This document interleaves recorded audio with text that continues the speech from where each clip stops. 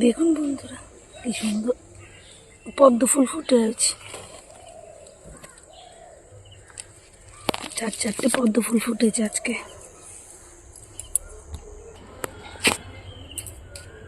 চলুন আর একটা জিনিস দেখাই।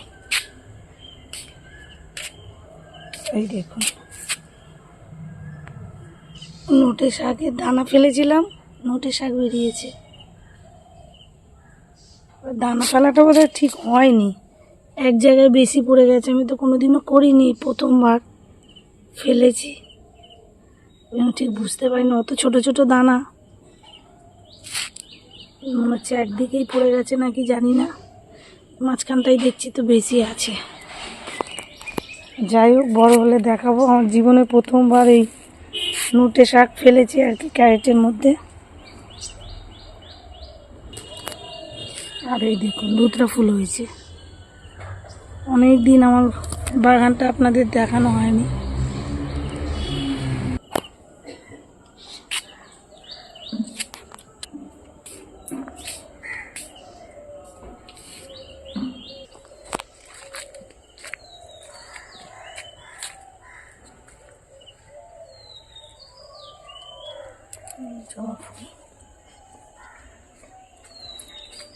এই জবাটার কালার দেখুন, কি সুন্দর কালার।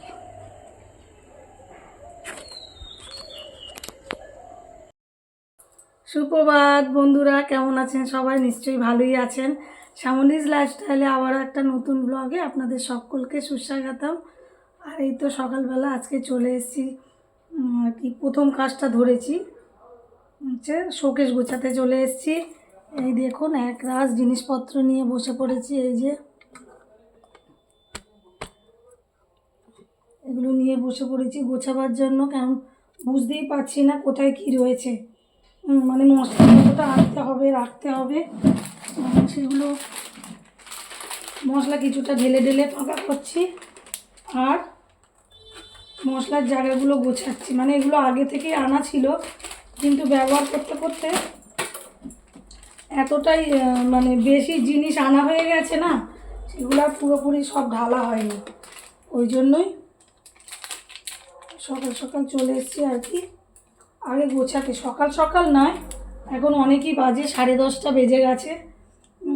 কিন্তু আমি স্কুল থেকে এসে সকালের টিফিনটা হয়ে গেছে, আর ভাবলাম রান্না বসানোর আগে এইটা করে নিই। রোজ করে একদম মানে করতেই পারছি না, সেই জন্যই আগে চলে এসেছি এগুলো গোছাবার জন্য। কারণ শোকেস অগোছালো থাকলে খুবই অসুবিধা হয় রান্না বান্না জিনিসপত্র খুঁজে বার করা। ওই জন্যই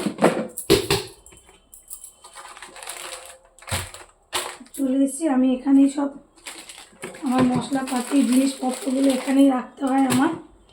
আর তো জায়গা নেই বাড়িতে, আর রান্নার জিনিস রান্নাঘরেই থাকলে বেশি সুবিধা হয়।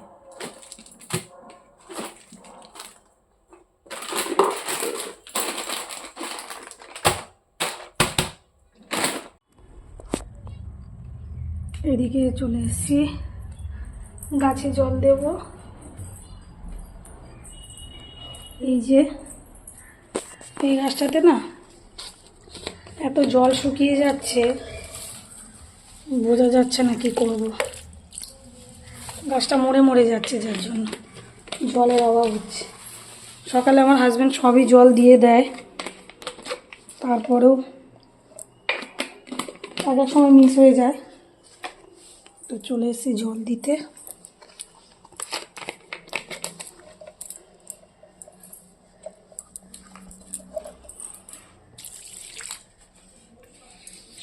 এই গাছটা কচি কচি পাতা গজিয়েছে।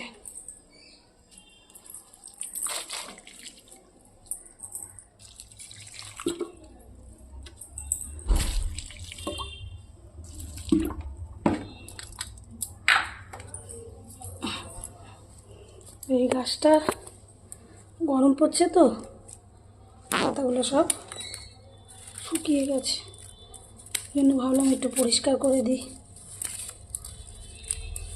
শুকনো পাতাটা রেখে লাভ নেই।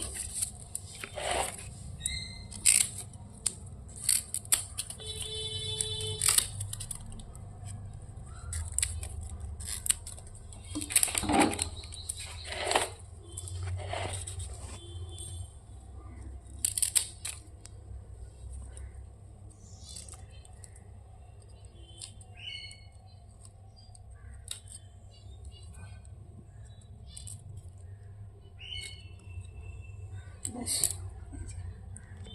এবার সুন্দর লাগছে।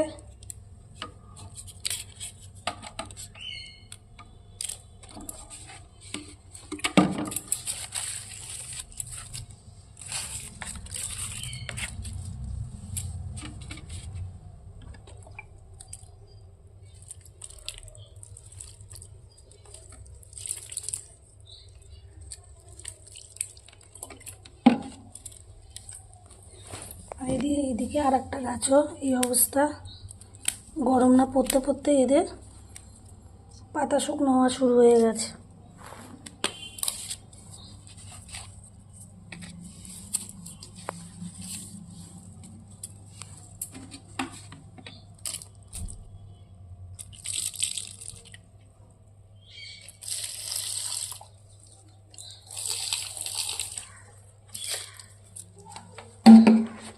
এই গাছের সেবা হয়ে গেল, এবার পেট পুজো করার ব্যবস্থা করতে হবে, মানে রান্না করতে হবে।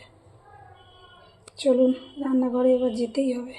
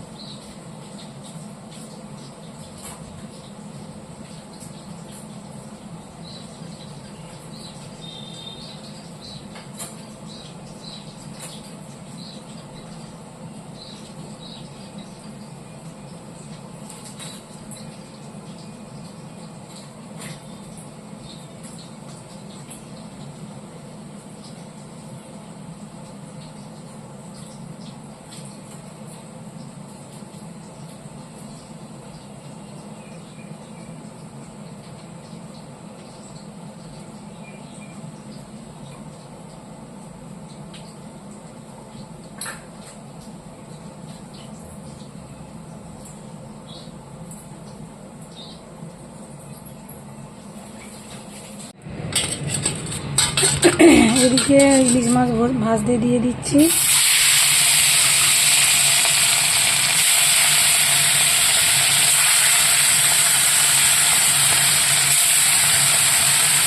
এদিকে রান্না বান্না সব কাজকর্ম কমপ্লিট বন্ধু,